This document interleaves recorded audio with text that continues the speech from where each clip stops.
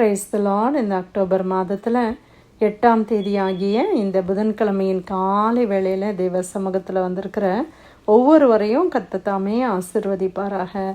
இந்த நாளிலும் நம்ம தியானிக்கிற தேவனுடைய வார்த்தை நம்முடைய பரிசுத்த வேதாகமத்தில் லூக்கா எழுதின சுவிசேஷம் 22ஆம் அதிகாரம் 46வது வசனம். Gospel of Luke chapter 22 verse 46. நீங்கள் நித்திரை பண்ணுகிறது என்ன? நீங்கள் நித்திரை பண்ணுகிறது என்ன? சோதனைக்கு உட்படாதபடிக்கு எழுந்திருந்து ஜெபம் பண்ணுங்கள் என்றார். அல்லேலூயா. ஆண்டவருடைய அருமையான இந்த வார்த்தைக்காய் கர்த்தரை ஸ்தோத்திரிக்கலாமா? இந்த வார்த்தையை ஆண்டவராகிய இயேசு கிறிஸ்து கெத்செமனே என்ற தோட்டத்தில் அவர் ஜெபிக்கும் பொழுது அந்த சீஷர்களை பார்த்து அவர் சொன்ன ஒரு வசனம். நம்ம எல்லாருக்கும் இது தெரியும். நிறைய நேரங்களிலே குட் ஃப்ரைடே, ஹோலி வீக், இந்த ஈஸ்டர் நாட்களில் இந்த வசனங்களை நம்ம தியானிப்பது வழக்கம். ஆனால் இந்த வசனத்தை நம்ம பார்க்கும்போது ஆண்டவராகிய இயேசு கிறிஸ்து இந்த பூமியில் இருந்தபோது எப்படி ஜெபித்தார் என்று நாம் பார்க்கிறோம். அதுவும் விசேஷமாக இந்த பகுதியில் பார்க்குறோம். பின்பு அவர் புறப்பட்டு வழக்கத்தின்படியே ஒலிவ மலைக்கு போனார். அப்போ பாருங்கள், அவருக்கு ஒரு வழக்கம், அவருக்கு ஒரு ப்ராக்டிஸ் இருந்துச்சு. என்ன ப்ராக்டிஸ்?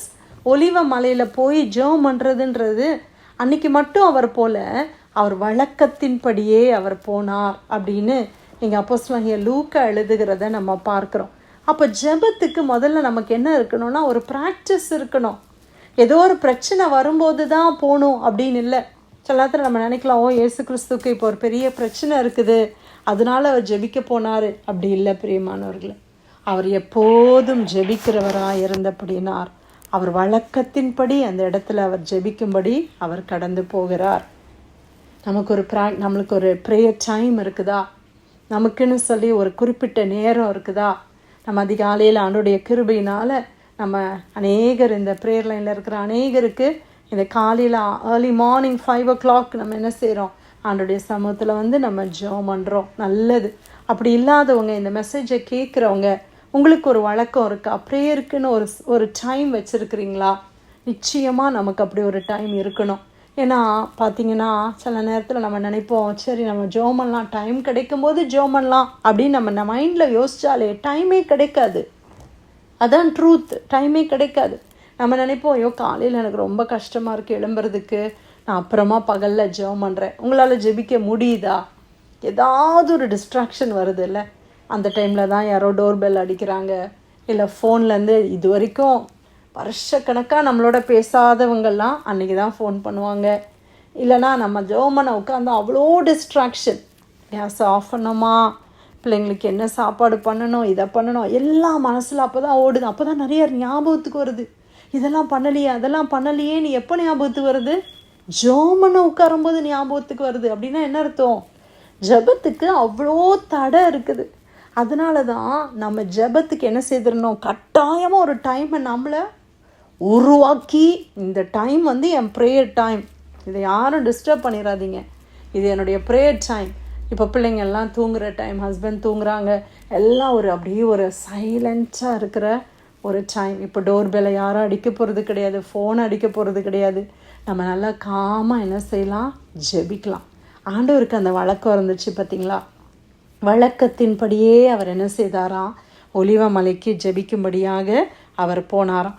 அவருடைய சீஷரும் அவரோடு போனாங்களாம். அவ்விடத்தில் சேர்ந்த பொழுது அவர் அவர்களை நோக்கி, நீங்கள் சோதனைக்கு உட்படாதபடிக்கு ஜெபம் பண்ணுங்கள் என்று சொல்லி அவர்களை விட்டு கல்லறி தூரம் அப்புறம் போய் முழங்கால் படியிட்டு, ஆண்டவர் எப்படி ஜெபம் பண்ணாங்க? முழங்கால் படியிட்டு ஜெபம் பண்ணாங்கல்ல. இப்போ நம்மளும் என்ன செய்யணும்? முழங்கால் படியிட்டு ஜெபிக்கணும். பர்சனலாக ஜெபம் பண்ணணும். இப்போ நம்ம கார்பரேட்டாக நம்ம எல்லாருமா சேர்ந்து ஜெபிக்கிறோம். ஆனால் இங்கே பாருங்கள், ஜீசஸ் என்ன செய்தாங்க? சீஷர்களை கூட்டிகிட்டு போகிறாங்க, ஆனால் எல்லாரும் சேர்ந்து ஜெபிக்கலை. அவங்கள ஒரு இடத்துல ஜெபம் பண்ணுங்க அப்படின்னு சொல்லிட்டு அவர் தனியாக போய் ஜெபம் பண்ணுறார். இன்றைக்கி நம்ம எல்லாம் சேர்ந்து ஜெபிக்கிறோம், ப்ரைஸ் காட். ஆனால் அதுக்கப்புறமா கொஞ்சம் நேரமாவது நம்ம தனியாக ஜெபிக்கணும் இல்லையா? ஆண்டவருடைய சமூகத்தில் கொஞ்ச நேரம் நம்ம தனியாக 6 to 7 உங்களுக்கு ஜெபம் பண்ண முடிஞ்சால் நீங்கள் ஜெபம் பண்ணுங்க. ஏதாவது ஒரு நேரம் நம்ம தனிமையாக தேவ சமூகத்தில் நம்ம ஜெபிக்க வேண்டும். முழங்கால் படியிட்டு ஜீசஸ் ஜெபம் பண்ணாங்களே, நாமும் கூட முழங்கால் படியிட்டு ஜெபிக்க முடிந்தவர்கள் அட்லீஸ்ட் நம்ம என்ன செய்யணும், முழங்கால் போட்டு ஆண்டோடைய சமூகத்தில் ஜெபிக்கணும். அவர் எப்படி ஜெபம் பண்ணுறாரு, பிதாவே உமக்கு சித்தமானால் இந்த பாத்திரம் என்னை விட்டு நீங்கும்படி செய்யும், ஆயினும் என்னுடைய சித்தத்தின்படி அல்ல உங்களுடைய சித்தத்தின்படியே ஆக கடவுது என்று ஜெபம் பண்ணினார். ஆண்டவர் கடந்து போகிற பாதை ஆண்டவருக்கு தெரியும். அதுக்கப்புறம் அடுத்த நிமிஷம் அவரை பிடிச்சிருவாங்க. அதுக்கப்புறம் பயங்கரமான வேதனையில் அவர் போகணுன்றது ஆண்டவருக்கு நல்லா தெரியும். இன்றைக்கி நமக்கு காலையில் ஒரு சர்ஜரினா நைட்டு முழுசு நமக்கு என்ன இருக்காது, தூக்கமே இருக்காது, அப்படி தானே? யாராக இருந்தாலும் சரி, என்னென்னா அந்த பயம் இருக்கும், எப்படியோ என்னவோ, அந்த ஒரு ஆங்ஷியஸ் ஃபீலிங் இருந்துகிட்டே இருக்கும். இப்போ ஜீசஸ்க்கு எல்லாமே தெரியும், லிட்ரலாக என்னென்ன ஸ்டெப்புன்றது அவருக்கு தெரிஞ்சிருக்கலாம். அப்போ ஆண்டவர் எவ்வளோ ஒரு வேதனையில் இருந்திருப்பாங்கல்ல. ஆனால் ஆண்டவர் சொல்கிறாங்க, ஆண்டவரே இதுதான் என் விருப்பம், ஆண்டவரே இந்த பாத்திரம் நீங்கணும்னா நீங்கட்டும், ஆனாலும் என் சித்தம் இல்லைப்பா, உங்கள் சித்தத்தின்படியே ஆக கடவுள். அருமையான ஜெபம். நம்முடைய காரியத்தினுடைய விருப்பத்தை ஆண்டோட்ட சொல்கிறது தப்பே கிடையாது. நம்ம விருப்பத்தை எல்லாம் நம்ம என்ன செய்யலாம், ஆண்டோட்ட சொல்லலாம். அவர் நம்முடைய தகப்பன். நான் இதெல்லாம் விரும்புகிறேன் ஆண்டவரே, இந்த வீடு கிடைச்சா நல்லாயிருக்கும், இந்த வேலை கிடைச்சா நல்லாயிருக்கும்னு நான் விரும்புகிறேன், இந்த காரியெல்லாம் நடந்தால் நல்லாயிருக்கும் நான் விரும்புகிறேன். ஆனால் என் சித்தம் இல்லைப்பா, ஏன்னா எனக்கு நிறைய தெரியாது, உங்கள் சித்தத்தின்படி நடத்துங்க அப்படின்னு சொல்லி நம்ம ஜெபிக்கிறது எவ்வளோ அழகான ஜெபம். ஆண்டவருடைய சித்தத்துக்கு நம்மளை சரண்டர் பண்ணி ஜெபிக்கிற ஒரு ஜெபத்தை இங்கே ஜீசஸ் நமக்கு கற்றுக் கொடுக்கிறத நம்ம பார்க்குறோம். அப்பொழுது வானத்திலிருந்து ஒரு தூதன் தோன்றி அவரை பலப்படுத்தினான். அவர் மிகவும் வியாகுலப்பட்டு அதிக ஊக்கத்தோடே ஜெபம் பண்ணினார். அவருடைய வேர்வை இரத்தத்தின் பெருந்துளிகளாய் தரையிலே விழுந்தது. வேதனையோடு ஜெபித்தார், வியாகுலத்தோடு ஜெபித்தார், ஊக்கத்தோடு இயேசு ஜெபித்தார். இன்னைக்கு நம்ம ஜெபம் எப்படி இருக்குது பிரியமானவர்களே? ஊக்கமாக ஜெபம் பண்ணுறோமா? வேதனையோடு ஜெபிக்கிறோமா? ஒருத்தருக்கு கேன்சர் அப்படின்னு சொல்கிறாங்க, ஐயோ எனக்கே அந்த நோய் வந்த மாதிரி நம்ம ஜெபம் பண்ணுறோமா? ஆண்டோடைய சமூகத்தில் நம்ம வேதனையோடு ஜெபிக்கிறோமா? கண்ணீர் சிந்தி ஜெபிக்கிறோமா? அன்றைக்கி ஆண்டவருடைய ரத்தத்தின் வேர்வை துளிகளெல்லாம் ரத்தமாக வந்துச்சுன்னு பார்க்குறோம். அவ்வளோ ஊக்கமாக ஜெபம் பண்ணார். பரலோகத்திலேருந்து தேவ தூதன் என்ன செய்தாராம், இயேசுவை தேற்றினாராம், பலப்படுத்தினாராம். நம்மளும் கஷ்டமான பாதையில் போகும்போது ஆண்டவர் நம்மளை பலப்படுத்துகிறாங்க தானே. ஆண்டோடைய சமூகத்தில் போய் நம்ம எவ்வளோ நாள் ஜெபம் பண்ணியிருக்கிறோம், கண்ணீரோடு ஜெபம் பண்ணோம். ஆனால் அந்த ஜெபத்தெல்லாம் ஆண்டவர் நம்மளை பலப்படுத்தினாங்க இல்லையா? அந்த பாதையெல்லாம் கடந்து வர தேவன் நம்மளை பலப்படுத்தினார் அல்லவா? அந்த ஜெபத்திற்கு முன்னால் நம்ம எவ்வளோ சோர்வாக இருந்திருப்போம், எவ்வளோ யோசித்துட்டு இருந்திருப்போம். ஆனால் நம்ம போய் அப்படி ப்ரே பண்ணும்போது பார்த்திங்கன்னா அப்படி ஒரு ஸ்ட்ரென்த்து, அப்படியே ஒரு பலன் தேவன் என்ன செய்கிறாரு நமக்கு கொடுக்குறாங்க. அல்லேலூயா. அன்றைக்கி அதே மாதிரி இயேசுவை பலப்படுத்த பரலோகத்துலேருந்து அப்பா ஒரு தூதனை அனுப்புனாங்களாம். ஆமேன். அவர் ஜெபம் பண்ணி முடிந்து எழுந்திருந்த தம்முடைய சீஷரிடத்தில் அவர்கள் துக்கத்தினாலே நித்திரை பண்ணுகிறது. இவர் இவ்வளோ வியாகுலப்பட்டு ஜெபம் பண்ணுறாரு. ஆனால் அவர் கூட்டிகிட்டு போன 3 சீஷர்களும் என்ன செய்தாங்களாம், நித்திரை பண்ணாங்களாம், தூங்கிட்டு இருக்கிறாங்க. அப்போ தான் ஜீசஸ் சொல்கிறாங்க, நீங்கள் நித்திரை பண்ணுகிறது என்ன? why are you sleeping? ஏன் தூங்கிட்டு இருக்கிறீங்க? சோதனைக்கு உட்படாதபடி எழுந்திருந்து ஜெபம் பண்ணுங்கள் என்றார். ஆண்டவர் என்ன சொன்னார், அவங்கள கட்டாயமாக ஜெபிங்க, என்ன இப்படி பண்ணுறீங்க? திட்டல, அதட்டல, ஒன்றுமே பண்ணல. நிறைய நேரம் அதட்டினார் ஆண்டவர். விசுவாசத்துலலாம் குறைவாக இருக்கும்போது ஆண்டவர் அதட்டினாங்கல்ல. ஆனால் இங்கே பார்த்தீங்களா, அவங்கள அதட்டவே இல்லை. ஆனால் என்ன சொல்கிறாரு ஆண்டவர் தெரியுமா? ஏன் தூங்குறீங்க, ஏன் தூங்குறீங்க? இன்றைக்கி நம்மளை பார்த்து ஆண்டவரை தான் கேட்குறார். நீங்கள் தூங்குகிறது என்ன? நம்ம நித்திரைன்றது நம்ம யூஸ்வலாக சொல்ல மாட்டோம்ல. நீங்கள் தூங்குகிறது என்ன? சோதனைக்கு உட்படாதபடிக்கு எழுந்திருந்து ஜெபம் பண்ணுங்கள். ஆமேன். ஹல்லேலூயா. எழும்புங்கன்னு சொல்கிறாரு கர்த்தர். எழும்புங்க, படுக்கையை விட்டு எழும்பி ஜெபம் பண்ணுங்க. ஏன்னா சோதனை வருகிறது. யாரும் கிரியை செய்யக்கூடாத ராக்காலம் வருகிறது. பயங்கரமான இருள் நெருக்குகிற நாட்களிலே நம்ம இருக்கிறோம். நம்ம சோதனைக்கு உட்படாமல் இருக்க வேண்டுமானால் தூக்கத்தை விட்டு எழும்ப வேண்டும், எழும்பி ஜெபிக்க வேண்டும். அதைத்தான் ஆண்டவர் கற்றுக் கொடுத்தார். ஜீசஸ் ஜெபம் பண்ணாங்க.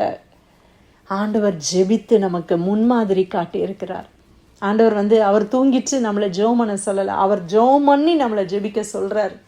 அவ்வளோ வேதனை வழியாக இயேசு கடந்து போனாரே. ஆனால் நீங்களும் நானும் கடந்து போகிற பாதை எப்படி இருக்கும் யோசித்து பாருங்க. எல்லாம் ஈஸியாக இருக்க போகிறது கிடையாது. கடின பாதைகள் வரும், நம்மளுடைய வாழ்க்கையில் கஷ்டமான நாட்கள் வரும். ஆனால் ஆண்டவர் சொல்றார், இன்னைக்கு ஜெபி, இன்னைக்கு ப்ரே பண்ணு. கஷ்டத்தில் ஓடி வந்து ஜெபிக்கிறது இல்லை, இப்போவே ஜெபிக்க ஆரம்பிச்சிரு. இது ஒரு ப்ராக்டிஸாக வந்துடட்டும், உனக்கு ஒரு ஹேபிட்டாக வரட்டும். ஜெபம் பண்ணுறதுன்றது ஒரு ஹேபிட்டாக நமக்கு மாறணும். ஏதோ ஒரு பண கஷ்டம் வருது, ஏதோ ஒரு காரியம், யாரோ ஏதோ சொல்லிட்டாங்க, அதனால வந்து ஜெபம் பண்ணுறது அப்படி அல்ல. எல்லா நேரமும் நான் ஜெபிக்கணும். ஏசு ஜெபித்தாரே, நான் இம்மாத்திரம். ஹல்லேலூயா. எழுந்திருந்து ஜெபம் பண்ணுங்கள். சோதனைக்கு உட்படாதபடி ஜெபம் பண்ணுங்கள். உங்கள் பிள்ளைங்க சோதனையில் உட்படாதபடி தாய்மார்களே ஜெபம் பண்ணுங்கள். தகப்பன்மார்களே ஜெபம் பண்ணுங்கள். உங்களுடைய கணவன்மார் சோதனைக்கு உட்பட்டு போய்விடாதபடிக்கு, பிசாசனவன் பிடியில் போய் சிக்கி கொள்ளாதபடிக்கு மனைவிமார்களே ஜெபியுங்கள். கணவன்மார்களே நம்ம ஜெபிக்கணும். பாட்டிமா தாத்தாவாக இருக்கிறவங்க ஜெபம் பண்ணுங்க. நம்முடைய பேர பிள்ளைகளுக்காக ஜெபிப்போம். வரப்போகிற சந்ததிக்காக ஜெபிப்போம். நம்முடைய சிட்டிக்காக, நம்முடைய கண்ட்ரிக்காக நம்ம ஜெபிப்போம். ஊழியங்களுக்காக. எத்தனை மிஷினரிகள் இன்னைக்கு எங்கெல்லாம் கஷ்டப்படுறாங்களே, எங்கெல்லாமோ இருக்கிறாங்களே, எவ்வளோ நெருக்கத்தில் எவ்வளோ ஊழியங்களை செய்கிறாங்களே. நம்மளால் ஜெபிக்க முடியுமே. நாம் ஏன் தூங்கி கொண்டு இருக்கிறோம்? எழுந்திருந்து ஜெபியுங்கள். ஹல்லேலூயா.